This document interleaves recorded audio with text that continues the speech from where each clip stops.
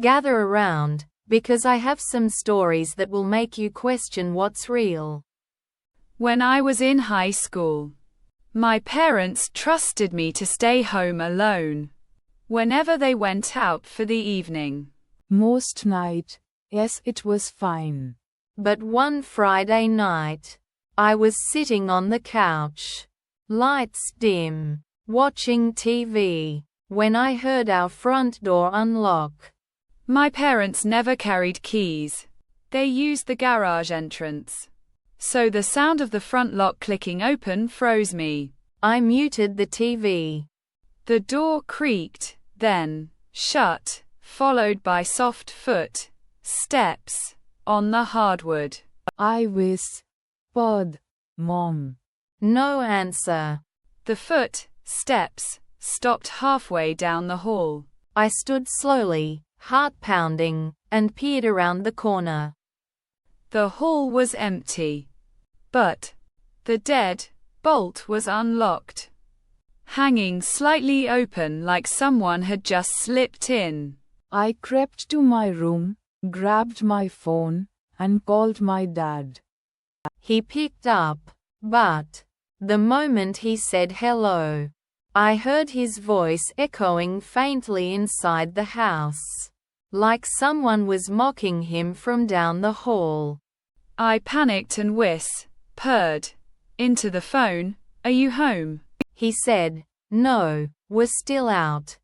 My stomach dropped. I hung up and locked myself in my room. Then I heard it, the sound of breathing right outside my door. Slow, deep breaths, like someone pressing their face against the wood. My hands shook as I dialed 911. While I whispered to the operator, the breathing stopped. For 2 minutes, silence. Then the floorboards creaked as if someone walked away. When the police arrived, they searched every corner. No signs of forced entry, no footprints, no intruder. Just the front door slightly ajar. The officer suggested maybe I imagined it. But when my parents came home later, my mum noticed something chilling. The photo of me from last year's school dance, which usually hung in the hallway, was gone. To this day, we never found it. A year ago, I took a late night train home after visiting a friend in the city. It was nearly midnight, and the car I stepped into was almost empty. Only one other passenger sat at the far end. A man in a dark hoodie, slouched low, staring at the floor. I picked a seat halfway down, put in my earbuds, and tried to relax. At the next stop, the doors slid open, but nobody boarded. Just before they shut, I glanced at the man. He was still slouched, but now his head was turned toward me. I couldn't see his face under the hood, only the pale outline of a jaw. The train moved again, and I looked away. A few minutes later, I checked again. He was closer. Not in the same seat anymore. He'd moved 3 rows up. My heart started racing. I told myself maybe he just wanted a different spot. But the way he was angled, his hood fixed directly at me, made it impossible to relax. The train screeched through another stop. Nobody got on. Nobody got off. When I looked again, the man was now only 1 row away. I could hear his slow breathing under the hood.